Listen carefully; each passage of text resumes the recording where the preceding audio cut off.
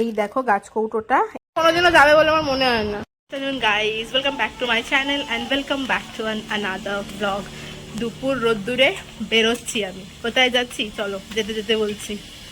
আমি যাচ্ছি এখন রিয়াদের বাড়ি। রিয়ার আজকে আইবুড়ো ভাত, ভাবছিলাম যাবো কি যাবো না, তো বুটুকে খাইয়ে দাইয়ে সমস্ত কিছু রেডি করে যেতে যেতে দুপুর দুটো বেজে গেছে। রিয়াকে ফোন করেছিলাম, রিয়া বলে এখন অবধি কিছু শুরু হয়নি, তাই যাচ্ছি এখন রিয়াদের বাড়ি। চলো যাই, গিয়ে দেখি সমস্ত কিছু রিচুয়ালস কি হচ্ছে কি না হচ্ছে।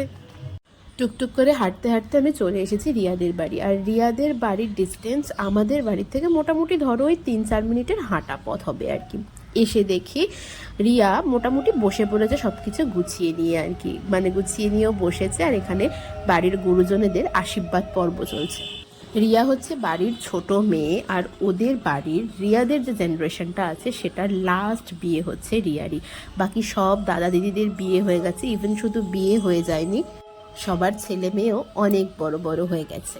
রিয়াদের ফ্যামিলিটা অনেক বড়। এখানে এখন জেঠু করছে রিয়াকে আশীর্বাদ। আর রিয়ার এর মধ্যেই হয়ে গেছে, মানে গতকাল রাত্রিরে রিয়ার পায়ে ভীষণ রকমের চোট পেয়েছে, আর ডক্টর বলে দিয়েছে একেবারে পা মোড়া বারণ, এবং ট্র্যাকশন দিয়েছে, পা পুরো লম্বা করে রেখে দিয়েছে বেল্ট বেঁধে আর কি। সেই কারণেই ও এখানে চেয়ার টেবিলে খেতে বসেছে আর কি। আর জেঠিমা এখানে এখন আশীর্বাদ করছে। এই দেখো ওদের ফ্যামিলির সবাই এখানে গোল করে ঘিরে দাঁড়িয়ে রয়েছে।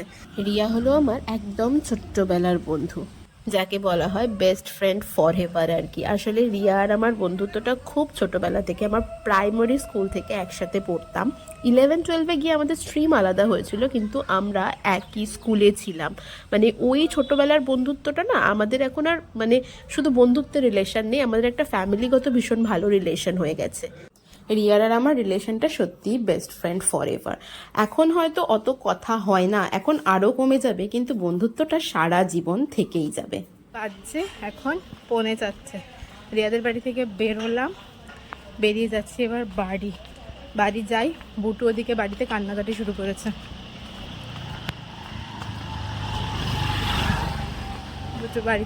বুটু তো বাড়িতে কান্নাকাটি শুরু করেছে। প্রচুর ফোন আসছে, গিয়ে দেখি কি করছে। আসলে বুটুকে না নিয়ে আসার না একটাই কারণ, সেটা হচ্ছে ও আসলে একেবারেই থাকতে দেয় না।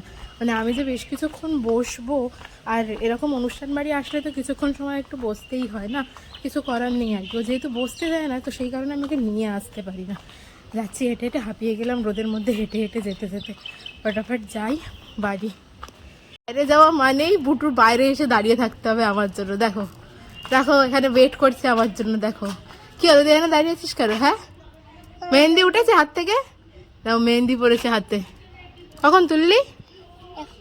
এখনই? তেরম করে দাঁড়িয়ে আছিস কেন? বাইরে চ, ঘরে চ। চলো দাদুর করলে ওঠো, চলো। বাইরে গরম লাগছে না? এই গরমের মধ্যে বাইরে এসে বসে আছিস? মা আসেনি এখনো? জেঠিমা ওদিকে চেঁচাচ্ছে। তোদের সবাইকে আসতে বলেছি, তোরা কেউ আসিসনি, তুই একা এসছিস, তোর মা তোর বাবা। আসলাম বাড়ি, বুটুকে তো দেখলেই ওখানে দাঁড়িয়ে রয়েছে। এই কোনাটা না সবসময় আমার বই খাতাগুলো পড়ে থাকে। যা গরম, বলতে নাকি গরম আরও বাড়বে, জানি না আলটিমেটলি। যাই হোক, বাড়ি তো আসলাম। রিয়ার পায়ে লেগেছে ব্যথা।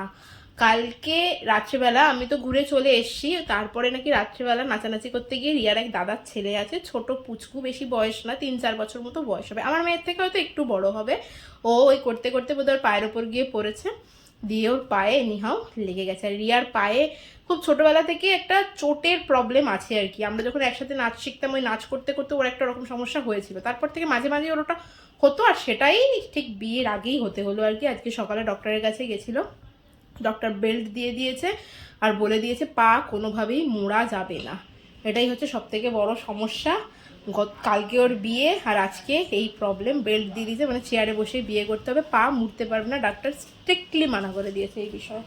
তো কি আর করা যাবে, কিছু করার নেই। আসলাম, এই দেখো সুন্দরী এসছে। দে ওটা দে, গাছ কৌটোটা দে। এই দেখো এই গাছ কৌটোটা পুচু বানিয়েছে, তারা ব্যাক ক্যামেরায় দেখাচ্ছি। এই কি, ওটা কি তোমার হাতে? গাছ কৌটো কার জন্য? ওটা রিয়া মানির জন্য। বিকেলবেলা আবার যাব, রিয়া শাখা পড়তে যাবে, রিয়ার সাথে যাবো। আপাতত তো বাড়ি চলে আসলাম। আচ্ছা তোমাকে নিয়ে যাবো বিকেলে, ঠিক আছে? তোমাকে নিয়ে যাবো। বাচ্চা আমার দোদো বুই কোথায়? দোদো বুই, দোদো বুই। তো আপাতত তুই ঘুমাবি, শুবি? শোবে না বলছে, দেখেছো? দেখি ওকে নিয়ে একটুখানি শুই, আর আমি নিজেও একটুখানি শুই, একটুখানি রেস্ট নিই, তারপর আবার সন্ধেবেলা যেতে হবে। এই দুদিনে তো মনে হচ্ছে আমার পড়াশোনা গ্যাপ, পড়তে পারবো বলে মনে হয় না এই দুদিনে আর, কারণ বিকেলবেলা আবার বেরোতে হবে। তো আপাতত একটুখানি রেস্ট নিই, আপাতত একটুখানি রেস্ট নিই, তারপর আবার বিকেলবেলা দেখা হচ্ছে। সাইকেল চালাতে যাচ্ছে। আচ্ছা পুচু দিদি আসছে, পুচু দিদি জিন্স পরেছে মানে ওকেও গরমের মধ্যে জিন্স পরতে হবে। ছেড়ে দেও, চালিয়ে নিয়ে যাবে, খালি ওই সামনেটাই ধরে নিবি। ছেড়ে দেও, দেখাবে, ছেড়ে দে। আরে ধরতে তো হবে ওইখানটা, জলে চালিয়ে নিলে। যাচ্ছে, চুল টুল আছড়ায়নি, টিপও পরেনি আজকে, দেখো ওর অবস্থা, দেখো খালি দেখো।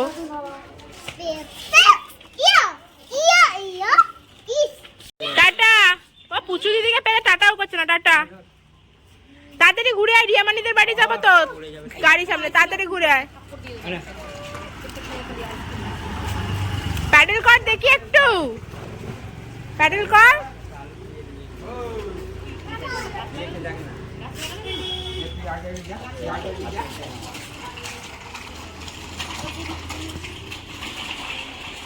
ঘুরতে গেছিল, সেই ফাঁকে আমি গাটা ধুয়ে নিয়েছি, নিয়ে জামাও পরে নিয়েছি। যেতে হবে আবার রিয়াদের বাড়ি, কারণ পুচু যাবে রিয়াকে মেহেন্দি পরাতে। বুটুকেও এখন নিয়ে যাব, কারণ বুটু কালকে থেকে বলছে রিয়া মানিকে যখন মেহেন্দি পরাবে তখন আমাকে নিয়ে যাবে। বুটুও রেডি হয়ে গেছে। তোমাদের তখন গাছ কৌটোটা দেখানো হয়নি না, পুচু যেটা এঁকে নিয়ে এসেছে, তারা গাছ কৌটোটা আগে তোমাদের দেখে, এখানেই পড়ে আছে, এখনই গিয়ে দিয়ে দেবো রিয়াকে গাছ কৌটোটা।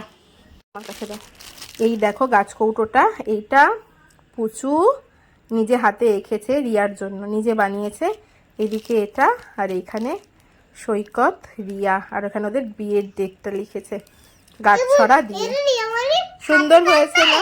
বেশ সুন্দর হয়েছে দেখতে, তাই না? প্রচুর সত্যি হাতের আঁকার জাস্ট কল্পনা হয় না, কল্পনা করা যায় না।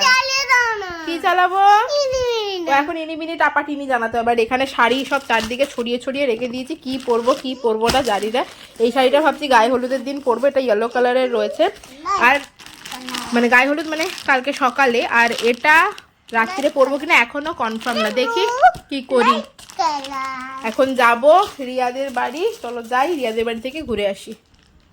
বিকেলবেলা কথা ছিল রিয়াদের বাড়ি যাওয়া, রিয়াকে শাখা পড়তে নিয়ে যাওয়ার জন্য। তারপরে রিয়া বললো ওদের বাড়ির থেকে অনেক কেউ যাচ্ছে, বৌদিরা দিদিরা, তো তুই না গেলেও চলবে। তো সেই কারণে পোস্টপন করলাম যাওয়াটা। এমনিতেই বুটুকে নিয়ে যাওয়াটা আমার মাঝে মাঝে একটু সমস্যার হয়, আর ওকে নিয়ে বেরোলেও তো একটুও হাঁটতে চায় না, সেটা হলো সব থেকে বড় সমস্যা। তাই সন্ধেবেলা আসলাম পুচুকে ছাড়তে রিয়াদের বাড়িতে, রিয়া যেহেতু মেহেন্দি পরবে তাই। রিয়াদের বাড়ি থেকে বাড়ি চলে এসেছি, বুটুকে নিয়ে গেছিলাম। ফোন করেছে, পাপা ফোন করছে, ধরছি পাপার ফোন, একটু পা দি, ঠিক আছে? বুটুর ভালো লাগছে না, নিয়ে আসলাম, নিয়ে এসে খাওয়ালাম, গাটা ছ্যাক করছে, তো জ্বরের ওষুধও দিয়ে দিলাম। চলে এসেছি বাড়ি। পুচু এখনো মেহেন্দি পড়াচ্ছে ওখানে রিয়াকে, কারণ রিয়াকে মেহেন্দি পড়াতে তো বেশ খানিকটা সময় লাগবে, দু হাতে ভর্তি ভর্তি মেহেন্দি পড়বে যেহেতু। তো আমরা বাড়ি চলে এসেছি, বুটুকে ঘুম পাড়াবো। চলো আজকের ব্লগটা এখানেই শেষ করছি, তোমাদের সাথে দেখা হচ্ছে এবার নেক্সট ব্লগে। ততক্ষণ পর্যন্ত সবাই খুব হ্যাপি থেকো এবং খুব পজিটিভ থেকো, আর আমার ব্লগটা ভালো লাগলে do like share and subscribe. Tata and good night.